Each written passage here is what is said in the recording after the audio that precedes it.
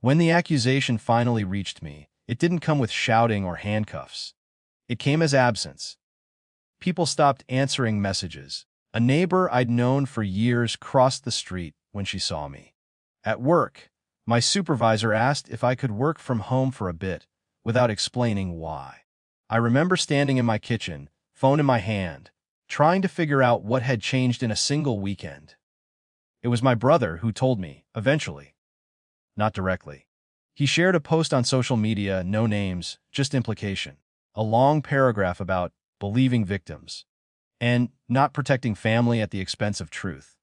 Our parents liked it within minutes. I stared at the screen longer than I should have. The accusation itself was vague enough to be dangerous. No date, no detail. Just certainty. The kind that doesn't invite questions. When I called my parents, my mother's voice was careful, as if she were handling something fragile that might shatter if she spoke too loudly. My father said my brother was doing the right thing. That it took courage to stand up, even when it hurt the family. They didn't ask me what had happened. They didn't ask me anything at all. That was the first moment I understood I was already on the wrong side of the story. The smear campaign didn't explode. It crept. Private messages circulated. A former friend warned me, quietly, that my name was being mentioned in group chats I wasn't part of anymore. Someone had contacted the police with concerns. Not a formal charge, not yet, but enough to start a file. I wanted to defend myself immediately. To demand explanations. To confront my brother and ask him how far he planned to take this. But every instinct I trusted suddenly felt unreliable. Anything I said could be twisted into proof of guilt. Anything emotional could be labeled manipulation. So I did the one thing that felt unnatural but safe. I stopped talking. I started documenting instead. Screenshots, dates, the timeline of when my brother's posts appeared, when the rumors started, when people withdrew. I saved messages that seemed harmless at first, but took on a different shape when read together. I wrote things down not because I trusted the system, but because I no longer trusted my own memory under pressure.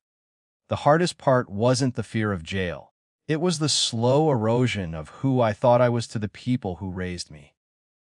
My parents stopped inviting me to family gatherings. They told relatives I needed space to reflect. When I asked my mother if she believed I'd hurt someone, she said she believed in supporting victims. She never answered the question. My brother didn't speak to me directly at all. He didn't need to. He was being praised for his bravery. Friends told him he was strong, that he was protecting people. He let the narrative grow without correcting a single exaggeration. Weeks passed like that, months. I lived carefully, as if any wrong movement would set something off. I consulted a lawyer quietly. She didn't make promises. She told me to keep doing exactly what I was doing. To wait. The call from the authorities came on a Tuesday morning. Calm, procedural. They wanted me to come in and answer questions related to a complaint. No accusation in the language, just process. I remember the room being smaller than I expected. Fluorescent lights. A table. Two people who were polite in a way that wasn't kind or cruel. They asked me to walk through my version of events. I did, slowly. I handed over what I'd collected without commentary. They listened. That was the moment everything shifted, not because they believed me immediately, but because they treated the situation as something that required evidence, not emotion. They asked about my brother's involvement, about inconsistencies, about why timelines didn't line up. A week later, they spoke to him. I wasn't there, but I didn't need to be. The change was visible almost immediately. His social media went quiet. Posts disappeared. Mutual acquaintances stopped avoiding me and started asking cautious questions. Someone from work called to say they were sorry for how things had been handled. The formal notice arrived shortly after. The complaint was closed. No charges, no further action. The language was dry, unmistakable. When my parents called, it wasn't triumphant or angry, it was small. My mother cried. My father said mistakes had been made. They asked if we could talk. If we could put this behind us. They didn't mention my brother's campaign by name. They didn't apologize for calling him a hero. I didn't raise my voice. I didn't tell them how alone I'd been. I said I needed time. That trust didn't reset just because paperwork changed. My brother sent a message weeks later. Long. Careful. He said he'd acted out of responsibility, that he'd done what he thought was right with the information he had.